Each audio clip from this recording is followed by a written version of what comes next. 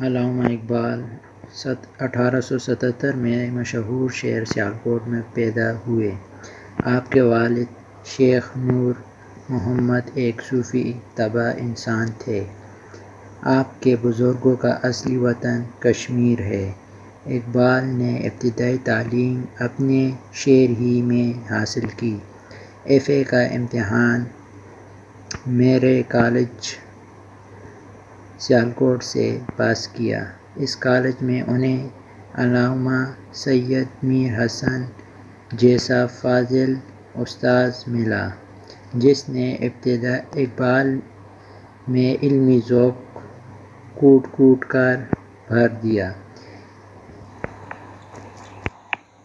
F A پاس کر لینے کے بعد آپ مزید تعلیم کے لیے لاہور آ گئے۔ یہاں گورنمنٹ کالج میں داخلہ لیا اور بی اے ایم اے کے امتحانات اعلیٰ نمبروں پر پاس کیے۔ علامہ اقبال تعلیم سے فارغ ہونے کے بعد پہلے اورینٹل کالج لاہور میں پروفیسر مقرر ہوئے۔ کچھ عرصہ بعد گورنمنٹ کالج لاہور میں پروفیسر ہو گئے۔ آپ کالج میں فلسفہ اور انگریزی کا مضمون پڑھایا کرتے تھے، لیکن ابھی آپ کے دل میں اعلیٰ تعلیم حاصل کرنے کا شوق تھا۔ چنانچہ آپ اس شوق کو پورا کرنے کے لیے 1905 میں انگلستان چلے گئے۔ وہاں کی کیمبرج یونیورسٹی سے فلسفہ کی ڈگری لی۔ پھر جرمنی گئے اور وہاں سے پی ایچ ڈی کی ڈگری حاصل کی۔ اس ڈگری کی وجہ سے آپ ڈاکٹر کہلانے لگے۔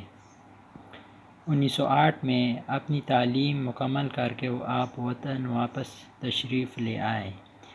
علامہ اقبال ہمارے قومی شاعر ہیں۔ آپ نے اپنی شاعری کو قوم کی اصلاح کا ذریعہ بنایا۔ آپ کے دل میں اسلام اور مسلمانوں کی بے پناہ محبت تھی۔ مسلمانوں کی پست حالت کو دیکھ دیکھ کر بہت کڑھتے تھے، چنانچہ انہوں نے اپنی شاعری کے ذریعے مسلمانوں کو خواب غفلت سے جگانے کی کوشش کی۔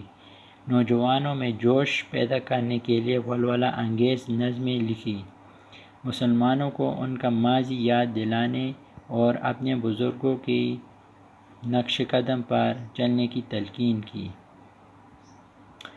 پاکستان کا نظریہ سب سے پہلے علامہ اقبال ہی نے پیش کیا تھا۔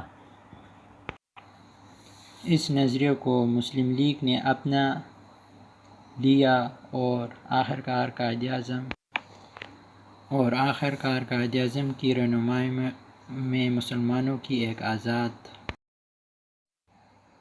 مملکت وجود میں آ گئی۔ علامہ اقبال نے 21 اپریل 1938 کو وفات پائی۔ آپ کا مزار بادشاہی مسجد لاہور کے صدر دروازے کے باہر ہے۔ علامہ اقبال نے اردو اور فارسی دونوں زبانوں میں شعر لکھے ہیں۔ بانگ درا، بال جبریل، ضرب کلیم، پیام مشرق، جاوید نامہ، زبور عجم، ارمغان حجاز آپ کی مشہور تصانیف ہیں۔